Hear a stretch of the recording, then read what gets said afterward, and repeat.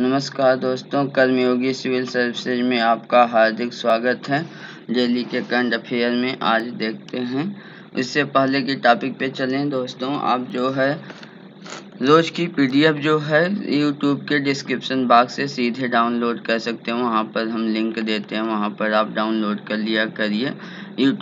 हमारे YouTube channel को आप सब्सक्राइब कर दीजिए, लाइक कर दीजिए, अपने दोस्तों में ज़्यादा से ज़्यादा शेयर करिए। हम आपके लिए मेहनत से वीडियो बनाते हैं, तो आप भी थोड़ा इसको सपोर्ट कीजिए और ज़्यादा से ज़्यादा इसको देखिए दोस्तों।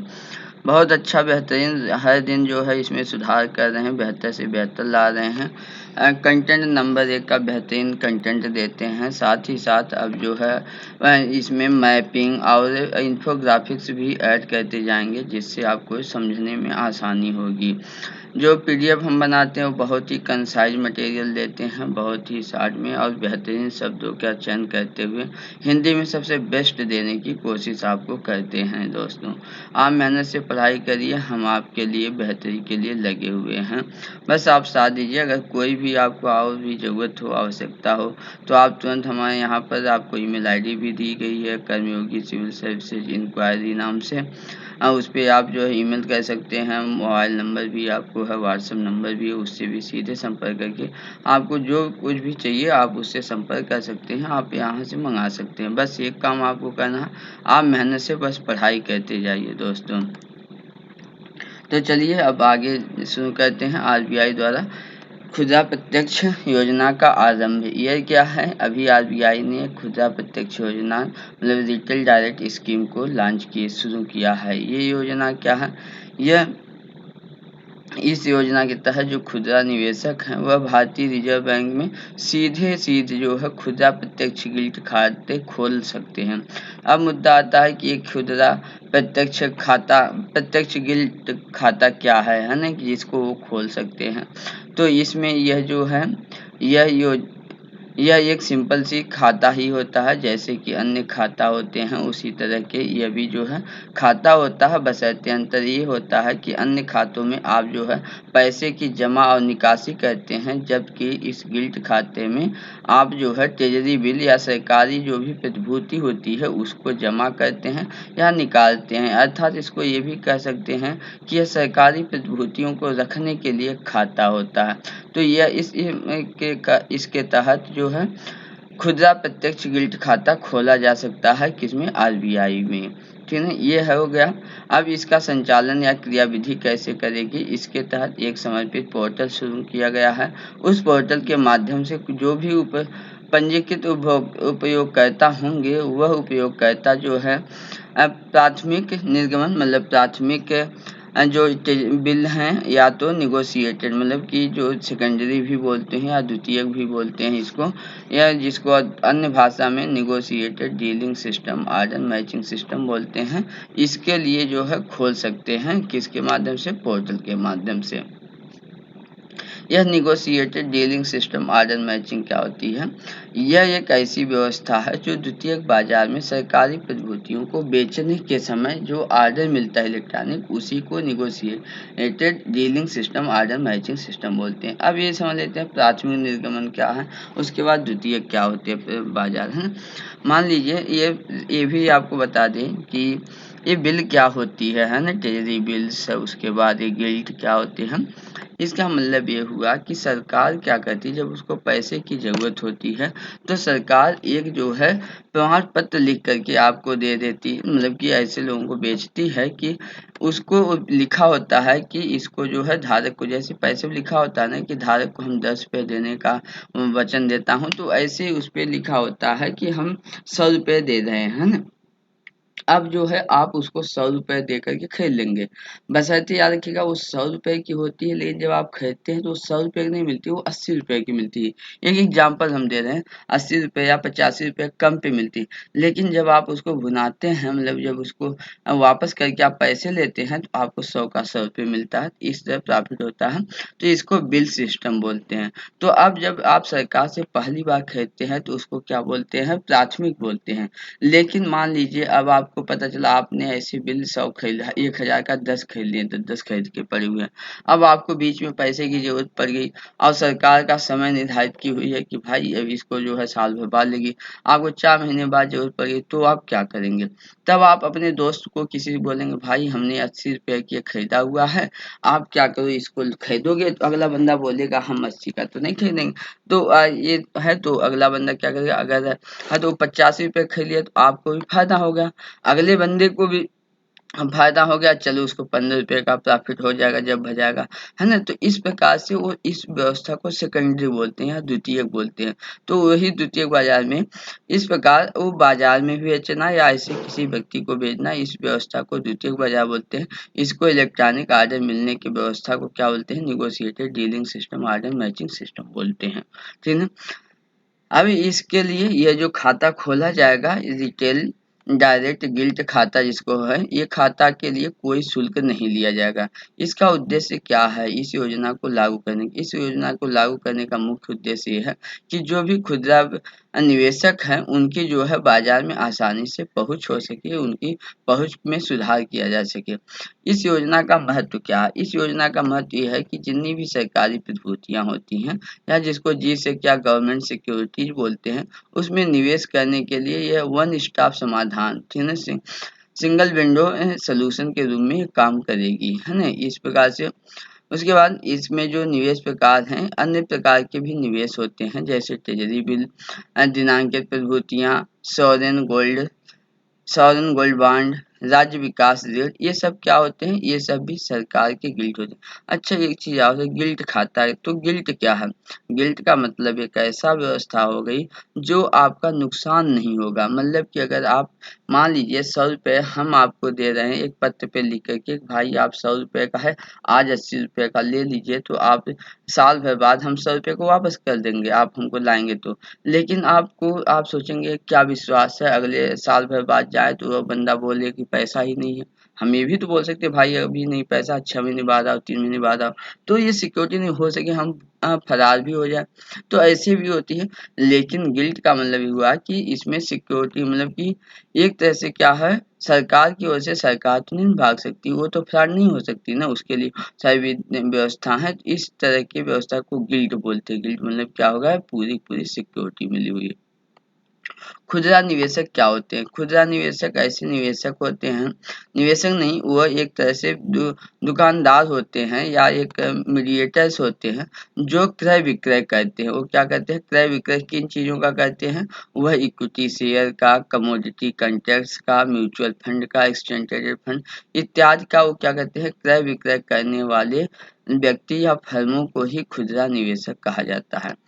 अगला टॉपिक है लेमरू हाथी अभ्यारण्य। ये लेमरू हाथी अभ्यारण्य, यहाँ मैप देख लीजिए कहाँ पर है लेमरू हाथी अभ्यारण्य। ये जो है छत्तीसगढ़ के ये उत्तरी भाग में है। ये प्रपोज्ड है, अभी स्थापित नहीं किया गया, इसको स्थापित करने की बात की गई है। इसको 2005 में सबसे पहले प्रस्तावित किया गया था। 2007 में केंद्र सरकार ने इसको अनुमोदन दे दिया और 2019 में केंद्रीय मंत्रिमंडल ने इसके विस्तार, इसका क्षेत्रफल निर्धारित किया। ये 1995 वर्ग किलोमीटर क्षेत्रफल में यह अभ्यारण्य विकसित किया जाएगा। लेकिन न्यूज में यह है कि अभी जो है छत्तीसगढ़ के जो सचिव हैं, उन्होंने जो वहाँ के मुख्य वन संरक्षक हैं उनको एक पत्र लिखा है और उन्होंने बोला है कि इसका जो क्षेत्रफल 19,995 वर्ग किलोमीटर प्रस्तावित किया गया है, इसको उससे कम करके 450 वर्ग किलोमीटर कर दिया। इतना सारा अंतर, बताइए क्यों, किस आधार पे बोले होंगे? तो इसको देखते, इसलिए इन्होंने बोला है। इसके बोलने का कारण ये है कि उनका ये मानना है कि वहां पर इस क्षेत्र में क्या है, बहुत सारी खदानें हैं, कोयले की खदानें हैं। अब अगर इस यहाँ पर इतना सारा रिजर्व घोषित हो जाएगा तो कोयले जैसे बहुमूल्य जो खदान है वो भी अनुपयोगी हो जाएगी, कोई मतलब नहीं होगी। वास्तव ये बात तो, यहाँ पर जैव विविधता तो है लेकिन यहाँ पर कोयला का भंडार भी बहुत ज्यादा है, इसीलिए इन्होंने प्रस्तावित किया है कि यहाँ पर नहीं होना चाहिए। ये देख लीजिए, यहाँ से गुजरने वाली एक नदी है हसमुख, ठीक है। ये हसदेव नाम से ये नदी भी यहाँ से गुजरती है और ये हसदेव अरवली जंगल के अंतर्गत आता है। याद रखिए हसदेव नदी है जो यहाँ से बहती है। ठीक है दोस्तों, अगला टॉपिक है आकाशीय बिजली या लाइटनिंग। इसका की गिरना क्या है, कैसे है ना। इसको जो है आप यूपीएससी के जीएस पेपर प्रथम के भूकंप, सुनामी और ज्वालामुखी जैसे तरह भौगोलिक विशेषताओं वाले टॉपिक से कोरिलेट कर सकते हैं। न्यूज में क्यों है, न्यूज में इसलिए है कि पिछले 24 घंटे के अंदर देश भर के विभिन्न हिस्सों में बिजली गिरने के कारण 30 से अधिक लोग मारे गए हैं। आज सबसे ज्यादा जो घटनाएं हुई हैं वह राजस्थान, उत्तर प्रदेश और मध्य प्रदेश में हुई। बिजली गिरने से हर साल जो है औसतन 2000 से 2500 लोग मरते हैं। जिन्हें अब चुनौतियाँ और चिंता क्या, आखिर में क्यों इतने लोग मरते हैं, क्या कारण है? इसके कई कारण भी हैं। एक कारण है कि इनकी घटनाओं को ट्रैक नहीं किया जाता है और इसके लिए कोई पर्याप्त आंकड़े भी नहीं है ना। इसके लिए कोई शोध नहीं किया जाता, शोध अध्ययन भी की भी कमी है। सुरक्षा उपाय और सावधानियां और जागरूकता की भी कमी है। इनके पास सुरक्षा के उपाय, सावधानियां और जागरूकता भी लोगों के पास नहीं होती। इससे कैसे बचा जाए, क्या किया जाए, ये सारी वजहें होती हैं। अब देख लेते हैं भाई, अगर ऐसी बातें हैं तो आकाशीय बिजली है क्या, है ना। आकाशीय बिजली वास्तव में एक शब्द में अगर आप बोलें तो इसको कह सकते हैं कि वातावरण में एक तीव्र तथा व्यापक निस्सरण बिजली का क्या है, वातावरण में तेजी से और व्यापक स्तर पे जो है नीचे की ओर गिरना ही आकाशीय बिजली है। अब इसकी उत्पत्ति कैसे होती है इसको समझते हैं। इसको सबसे पहले समझने के लिए ये समझिए कि जो इसका नीचे वाला बादल होता है, बादल चौड़ मोटा होता होगा, तो जो नीचे की ओर मोटाई है वो लगभग कितना होता है, वह जमीन से अगर देखा जाए, जमीन से 1 से 2 किलोमीटर ऊंचाई पर वो बादल शुरू हो जाता है। लेकिन वो कहाँ तक होता है, 10 से 12 किलोमीटर ऊंचा तक, मतलब इतना चौड़ा जो है बादल, इतना मोटा बादल होता है। अब इस बादल का जो टेम्परेचर होता है नीचे वाले हिस्से -35 डिग्री से लेकर के ऊपर तक के हिस्से में -45 डिग्री तक का भयंकर जो है अंतर होता है। अब इस केस में होता क्या है, जब नीचे से जब हवाएं ऊपर की ओर जाती हैं तो ऊपर की ओर जाती हैं तो धीरे धीरे धीरे धीरे वो और ठंडी होने लगती है। जब वो ठंडी होती हैं तो क्या होती हैं, धीरे धीरे ठंडी होकर के वो बर्फ में कन्वर्ट हो जाती हैं। बारिश में अगर कन्वर्ट होती हैं, बूंदों में, जल की बूंदों में, जल की बूंदें फिर नीचे की ओर गिरती हैं। जब फिर नीचे की ओर गिरती हैं तो जब यहाँ से नीचे से और जल वाष्प जाता है और धीरे धीरे कंडेंस ठंडा होकर के जब जल बनता है तो उस समय जो उसमें ऊर्जा होती है वो ऊर्जा भी बाहर की ओर निकलती है। जब बाहर की ओर निकलती है तो फिर जो जो बारिश की बूंदें बन करके, वो बूंद बन करके पानी नीचे की ओर गिरती है, वह ऊष्मा उसको तेजी से ऊपर की ओर फिर उड़ा देती है भाप बना करके। अब ऊपर की ओर जब जाता है तो और ऊपर चला जाता है जहाँ पर टेम्परेचर और ही कम होता है। जब वहाँ पर और टेम्परेचर कम होता है तो वहाँ पर क्या हो जाता है, वो धीरे धीरे फिर जल वो जो है छोटे-छोटे जो है बर्फ के कणों के रूप में बन जाता है। वो बर्फ के कण फिर जो है नीचे की ओर आते हैं। नीचे की ओर आते हैं, फिर वही कहानी होती है कि नीचे की ओर से उड़ने और नीचे की ओर से जाने वाले जल वाष्प जब धीरे-धीरे ठंडा होता है तो उसमें से ऊर्जा निकलती है। जब ऊर्जा निकली होती है तो जब वो अ, छोटे बर्फ के कण नीचे की ओर आता है, फिर उसको क्या जल वाष्प बनाकर फिर उसको ऊपर की ओर भेज देती है। जब ऊपर की ओर भेजती है फिर वो और ऊँचाई पे चला जाता है। जब वो फिर और ऊँचाई पे चला जाता है तो वहाँ पर जो है फिर वो बर्फ बन जाता है, क्योंकि वहाँ पर टेम्परेचर बहुत ठंडा है। जब ऐसे यही प्रक्रिया चलते-चलते उसकी क्या हो जाती है, जब ज़्यादा बर्फ हो जाता है, मतलब कि भार ज़्यादा हो जाता है और ये उसको पिघला करके नीचे नहीं, ऊपर नहीं भेज पाता है, तो वो नीचे की ओर गिरती है। अब होता क्या है, इसी इसी दौरान इसी केस में जो होता है कि अब नीचे छोटे-छोटे जो जल के कण हैं, जल के कण और छोटे-छोटे जो बर्फ के कण हैं, वो नीचे की ओर गिरते हैं, फिर नीचे से ऊपर की ओर चलते हैं। जब ऊपर-नीचे इस प्रकार की 2 तरह की जो है एक प्रक्रिया बन जाती है और एक क्रिस्टल बनकर ऊपर और नीचे की ओर जब गति करने लगते हैं, तो इस केस में क्या होता है, इस गति वाले केस में, ये आपस में रगड़ने के बाद जो होते हैं, टकराव के कारण, इन कणों के टकराव के कारण इससे इलेक्ट्रॉन निर्मुक्त होने लगते हैं। जब इलेक्ट्रॉन निर्मुक्त होते हैं तो यह जो प्रक्रिया होती है वह विद्युत स्पार्क की जैसी घटना होने लगती है। विद्युत स्पार्क कहता है ना, जैसे तार आपस में टक्कर लेते हैं प्लस माइनस, तो स्पार्क करती है तो वैसे ही स्पार्किंग होने लगती है। और जब स्पार्किंग होने लगती है और ये मुक्त इलेक्ट्रॉन आपस में फिर टकराते रहते हैं तो इन नए और इलेक्ट्रॉनों का निर्माण हो जाता है।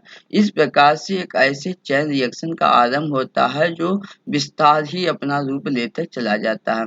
इस केस में क्या होता है कि फिर ऊपर का जो बादल के ऊपर वाला हिस्सा है वह धनात्मक रूप से आवेशित हो जाता है और जबकि बादल के नीचे वाला परत की हिस्सा वह नकारात्मक मतलब कि वह निगेटिव रूप से क्या हो जाता है वह पॉजिटिव चार्ज हो जाता है। देखिए यहाँ पर यह ऊपर जो है ये पॉजिटिव हो गया है और नीचे क्या हो गया है निगेटिव हो गया है। अब इसके बीच यह बीच में क्या होगा विभव का अंतर, विभव का मतलब दो विभव बोलते हैं ना, तो ये विभव का अंतर होगा। यह विभव का अंतर जानकर आश्चर्य होगा, यह कई बिलियन वोल्ट का अंतर हो जाता है। आप सोचिए कई बिलियन वोल्ट का अंतर हो जाता है जिसके कारण इन दोनों के बीच में विद्युत धारा बहने लगती है, लाखों एम्पीयर का प्रवाह होने लगता है। अब इसके लाखों एम्पीयर जब प्रवाह होने लगता है इसके कारण भारी मात्रा में ऊष्मा उत्पन्न होती है। जब भारी मात्रा में ऊष्मा उत्पन्न होती है तो इस क्षेत्र में अब यहाँ पर क्या होगा एक वायु का स्तंभ बन गया है। इस वायु के स्तंभ का मतलब ये हुआ कि यहाँ पर बहुत ही ज़्यादा टेम्परेचर है, विद्युत है, इलेक्ट्रिसिटी हो गई, वो कई लाख एम्पीयर की धारा बहने लगती है। अब जब धारा बहती है तो ये आपस में जब टकराती उस इतना ज़्यादा ऊष्मा हो जाती है कि इस ऊष्मा के कारण क्या हो जाते हैं यह लाल रंग का नज़र आने लगता है।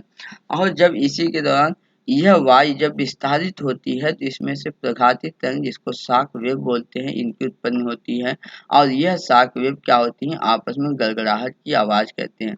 वास्तव में पृथ्वी का जो चार्ज होता है वह न्यूट्रल होता है, वह किसी भी वो नहीं होता है, वो विद्युत रूप से तटस्थ होती है और यह बिजली की अच्छी संवाहक तो है लेकिन वो विद्युतीय रूप से तटस्थ होती है पृथ्वी।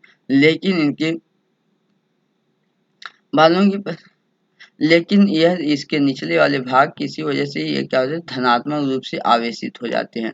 जब धनात्मक रूप से आवेशित हो जाते हैं तो बादल के नीचे वाला हिस्सा ऋणात्मक रूप से है और पृथ्वी का हिस्सा धनात्मक रूप से है। इस केस में क्या होता है तेजी से इसके कुछ हिस्से नीचे की ओर गिरने लगते हैं। याद रखिए यह मात्र 15 से और 20% ही नीचे की ओर गिरती है और इसकी वजह से भारी जन धन और संपत्ति का नुकसान होता है। तो ये इसमें हो गया, इससे बचने के लिए ध्यान दीजिएगा। इससे ये पता चल गया कि जहाँ पर आवेश ज़्यादा होगा वो चीज़ वहाँ पर आकर्षित करेगी।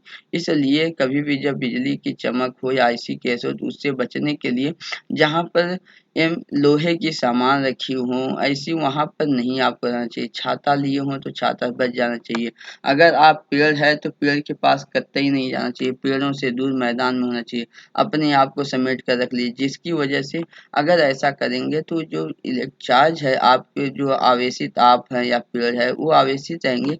वो अगर उनका क्षेत्रफल कम होगा तो वो इस जो है इलेक्ट्रिसिटी को कम आकर्षित करेंगे इसलिए वहाँ गिरने का चांस ज़्यादा होगा। लेकिन जहाँ पर ऐसी चीज़ें लोहे या ऐसे आवेशित चीज़ मिल जाएंगे वहाँ पर वो नीचे से तेजी से गिरने की कोशिश करेगी, नीचे गिरती है।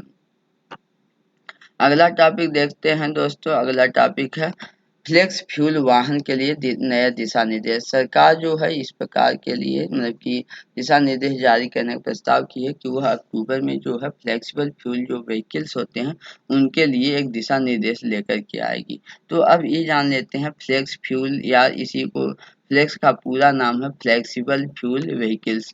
फ्लेक्सिबल फ्यूल व्हीकल्स जिसको अल्टरनेटिव भी बोलते हैं, है ना? ये क्या है?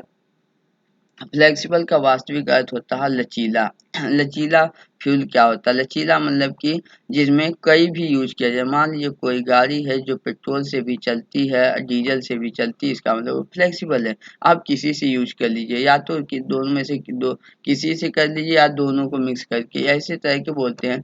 तो इसी प्रकार के इसमें क्या है फ्लेक्स फ्यूल व्हीकल्स में ये होता है कि वह या तो वह इथेनॉल से भी चल सकती है गाड़ी या तो इथेनॉल को मिश्रित करके पेट्रोल से भी चल सकती है। ऐसी गाड़ी को फ्लेक्स फ्यूल वाहन बोलते हैं। तो इसके लिए सरकार जो है एक दिशा निर्देश जारी करने की इस बारे में सोच रही है।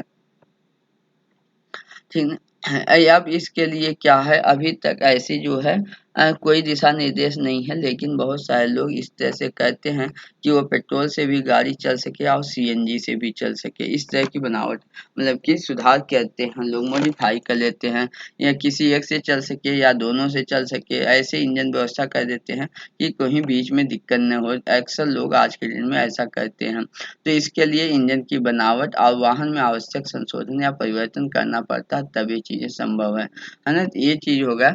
इसी को आप क्या बोलते हैं, अल्टरनेटिव फ्यूल व्हीकल्स भी बोला जाता है। सरकार अल्टरनेटिव फ्यूल व्हीकल पर भी काम कर रही है, जिससे वो पेट्रोलियम से या जो है प्रोपेन या सीएनजी से भी चलने वाली गाड़ियां इथेनॉल ब्लेंडेड फ्यूल से या इथेनॉल और हाइड्रोजन से मिक्स है, इस तरह के विभिन्न चीजों से चलाने की व्यवस्था को अल्टरनेटिव बोलते हैं, है ना। इसमें ये कई फायदे होंगे। ये जो है मिश्रित ईंधन का उपयोग करने और बिना ईंधन दोनों के लिए हो सकता है। इसमें याद रखिएगा, इस तरह की गाड़ी में 84% से अधिक का इथेनॉल मिश्रित है तो भी ये चलाने में सक्षम होते हैं। ऐसे इंजन किया जाता है। इससे लाभ क्या होगा? लाभ सिंपल से आप सोचिए कि जीवाश्म ईंधन का उपयोग कम हो जाएगा, जो हानिकारक प्रदूषण की उत्सर्जन होता है वो भी कम होगा अगर इथेनॉल का ज्यादा से ज्यादा यूज होगा। इथेनॉल सस्ता है, 60 से 62 रुपए पर लीटर, जबकि आप देख रहे हैं पेट्रोल कीमत 100 रुपये हो गई। इसलिए पैसे में भी कमी होगी, है ना। उसके बाद देश के विभिन्न हिस्सों में जो इथेनॉल का उत्पादन हो रहा है उसका भी खपत होगा, ये भी एक फायदा होगा। सरकार जो है ये योजना लाई है, इथेनॉल मिश्रित पेट्रोल योजना 2003 में ही शुरू की गई थी। इस कार्यक्रम को विस्तार मिलेगा। आप जैसा जानते हैं भारत में जो है मक्का, चीनी और गेहूं का अच्छा खासा उत्पादन होता है। तो इस मक्का, चीनी और गेहूं के माध्यम से इथेनॉल भी बनता है। तो इसका से जो है किसानों को भी फायदा होगा, आय प्राप्त होगी, है ना। अभी जो है जीवाश्म ईंधन को लाने में जो आयात पे अच्छा खासा पैसा खर्च होता है, आपको पता है डीजल पेट्रोल भारत में नहीं उत्पादित होते हैं, इसलिए आयात करना पड़ता है, तो उस पे पैसे लगते हैं, उसको उसमें भी बचत होगी। लाना नहीं पड़ेगा अगर ऐसा यूज किया जाने लगता है। इससे क्या चुनौतियां हैं? चुनौतियां भी हैं इसमें, मतलब फ्लेक्सिबल फ्यूल व्हीकल्स को यूज करने में। वो चुनौतियां ये है कि ग्राहक की स्वीकृति, ग्राहक इस चीज को अपनाएं, ये बहुत बड़ी चुनौती। क्यों ऐसी चुनौती है? क्योंकि जो फ्लेक्सिबल फ्यूल वाहन होते हैं, इस तरह के वाहन को खरीदना और इनको चलाने की लागत अधिक होती है, ये महंगा पड़ते हैं सामान्यतः। हाँ, दूसरी बातें ये हैं कि अभी इसके जो है चलाने में 30% अधिक हो जाती है। अगर एक इथेनॉल जैसी गाड़ी से अगर चलाने की किया जाए तो वाहन क्षमता के बजाय ये 30% अधिक महंगी भी होती है। फ्लेक्सिबल फ्यूल के जो इंजन इंजन होते हैं उनकी भी कीमत अधिक होती है सामान्य से। क्यों? क्योंकि जो इथेनॉल होता है वो पेट्रोल की तुलना में उसका रासायनिक गुण अधिक मतलब भिन्न होता है। इस कारण से उसकी इंजन की बनावट भी अलग तरीके से होती है, इसलिए इंजन की कीमत भी अधिक पड़ती है। इथेनॉल का उसमें मान जो है वह गैसोलीन या जो पेट्रोल है इन सबसे भी काफी अलग होता है, इसकी तुलना में कम होता है, जबकि वाष्पीकरण की गुप्त ऊष्मा उच्च होती है। एक समस्या और है, इथेनॉल एक विलायक के रूप में भी काम करता है, जिसके कारण जो अभी गाड़ी है, गाड़ी के इंजन में डाल दिया जाए तो पता चले वहां पर मोबिल या तो ग्रीस जैसी चीजें और लगी हैं जो सुरक्षात्मक तेल के रूप में उसको नष्ट कर देगा, क्योंकि वो सब घुल जाएंगी आपस में, है ना। तो इससे इंजन टूट फूट सकता है, ये भी एक दिक्कतें हो सकती हैं। जैसा कि आपको पता होगा कि केंद्र सरकार जो है एक जो है इथेनॉल पॉलिसी भी 2018 में लेके आई थी। उसके तहत ये 2022 तक पेट्रोल में 10% इथेनॉल को मिक्स करने की बात लक्ष्य रखा गया है, जबकि 2030 तक जो है 20% मिथेनॉल को रखने मिश्रित करके बेचने का लक्ष्य रखा गया है, जिससे हाल ही में 25% का 2025 तक ही इस लक्ष्य को निर्धारित कर दिया गया। अगला टॉपिक है दोस्तों, ब्रायम भारती एसिस। ब्रायम भारती एसिस ये एक काई है, मॉस है। इसकी खोज जो है भारत के वैज्ञानिकों ने खोज की है। कहाँ पर की है? अंटार्कटिका में। कहाँ पर? दक्षिणी ध्रुव पर अंटार्कटिका है, वहां पर इसकी खोज की है। भारत ये जो है इसका नाम ब्रायम भारतीयसिस, ये जो है भारत का अंटार्कटिका पर जो स्टेशन है, रिसर्च स्टेशन भारती, उसी के नाम पर रखा गया है। यह जो है भारत सरकार जो है अंटार्कटिका पे रिसर्च का 4 दशकों से काम कर रही है। उस 4 दशकों में यह भारत के द्वारा खोजी गई पहली पादप प्रजाति है दोस्तों। तो ठीक है दोस्तों, इस प्रकार ये आज का करंट अफेयर रहा। दोस्तों आप मेहनत से पढ़ाई कीजिए, इसका जो है पीडीएफ आप इसके कर्मयोगी सिविल सर्विसेज के लिंक से जो है डिस्क्रिप्शन बॉक्स के लिंक से डाउनलोड कर लीजिएगा। आप अपने दोस्तों को शेयर कर दीजिएगा, लाइक करिएगा, सब्सक्राइब कर दीजिएगा चैनल को। धन्यवाद दोस्तों, नमस्कार।